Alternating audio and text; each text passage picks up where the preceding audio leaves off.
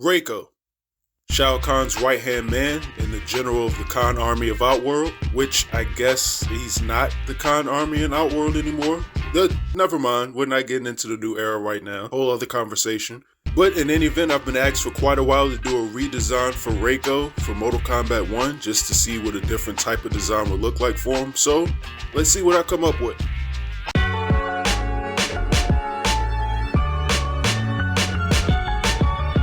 Alright, so I got asked a while back to do a redesign of Reiko for MK1, actually by quite a few people at this point. Sorry if I don't mention all of you here. Reiko has always had a rather interesting look to me.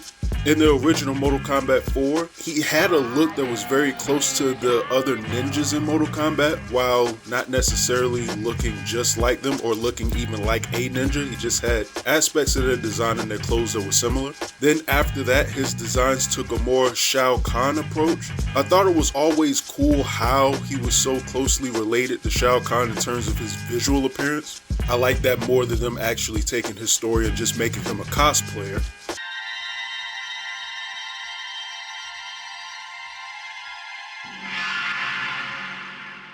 Reiko was always one of them characters in the weird stages of Mortal Kombat history around like MK4 and the 3D era that I just didn't feel like got a lot of love. And there are a whole lot more characters like Reiko, but it was nice to see him actually make a comeback in Mortal Kombat 1. Even if there really wasn't much to him from a character standpoint, he was just loyal to Shao Kahn.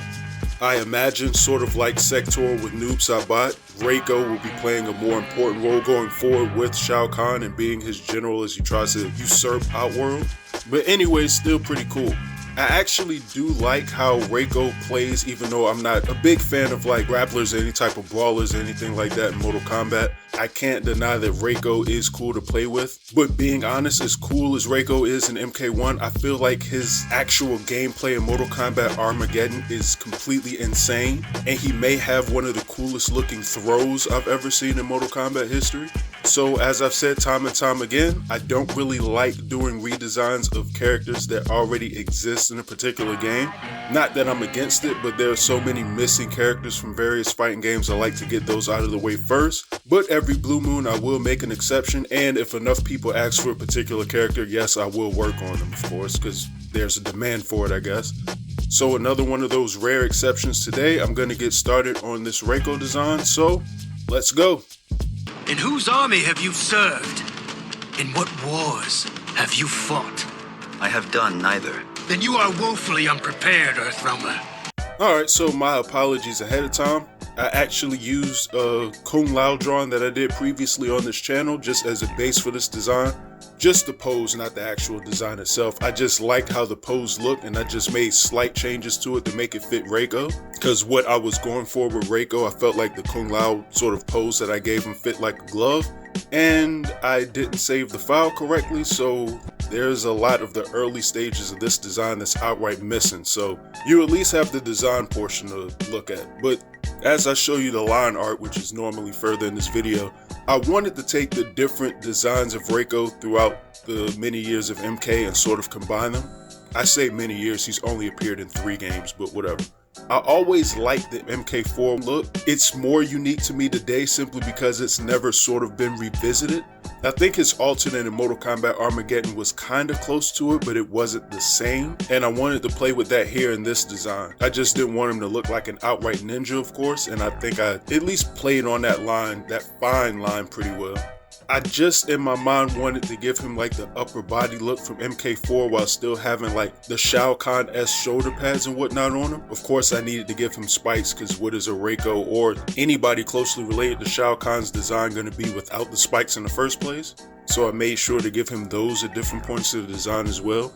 I started making small little changes over time. I added little shields onto the sides of his waist because I felt like little things was missing. I felt like the lower half of his design was way too plain and I needed to add something there as well. Because originally he was looking crazy. The upper half of him was sort of detailed and very intricately designed, and then his lower body I didn't really do much with. Just wanted to balance that out some. I know a lot of MK1's designs are somewhat simplistic, but I didn't want to go too far with doing that either, just because I have the luxury of not having to stick close to any type of specific look because I just get to play fantasy designer here. So Took advantage of the fact that I'm able to do what I want. Now, I left the face detail alone, specifically like the paint, because I just deal with that in the coloring of the picture. So he's gonna look very off for a while until I get to that point, of course. After I finished the line art was when I started coloring him. I gave him a slightly more reddish look than necessarily purple. I know that leans a lot closer to his MK1 design, which is kind of what I'm redoing here. Though I do think the sort of burgundy-ish look is a lot closer to Reiko. I don't know, I just prefer the red. That's just me. It all still reads Shao Kahn, so it's not that big of an issue, just a preference on my part. But I went ahead and got that and the black parts of his clothes colored in first. I wanted to make sure that I went ahead and did the metallic pieces last just to get a feel for how it was coming together in the process. Wanted to make sure he was still looking like Reiko as I was going through with this design. Didn't want to start feeling like what I was working on was getting away from me. So I went ahead and got all the pieces of his clothing colored in.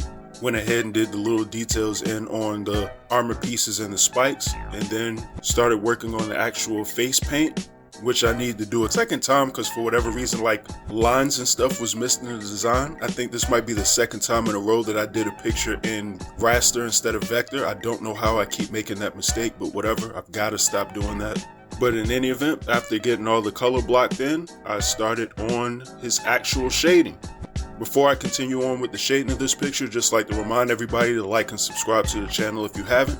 It'd be greatly appreciated, and I'd like it if you all will follow the rest of the other fighting game and just video game and other content that I have on my channel. Be greatly appreciated. Now getting back to the video and the shading of Reiko, I started shading his face after getting him colored in. He started looking mean, like once I got that paint in, he started looking significantly meaner. Almost to the second I had that face paint colored in, I started to like the design more, and I really did once I started shading.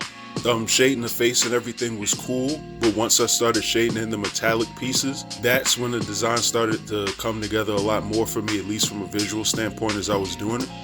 I initially didn't want to do but so much shading on his upper body, but I had to after a while in the corners in between like his torso and his arms.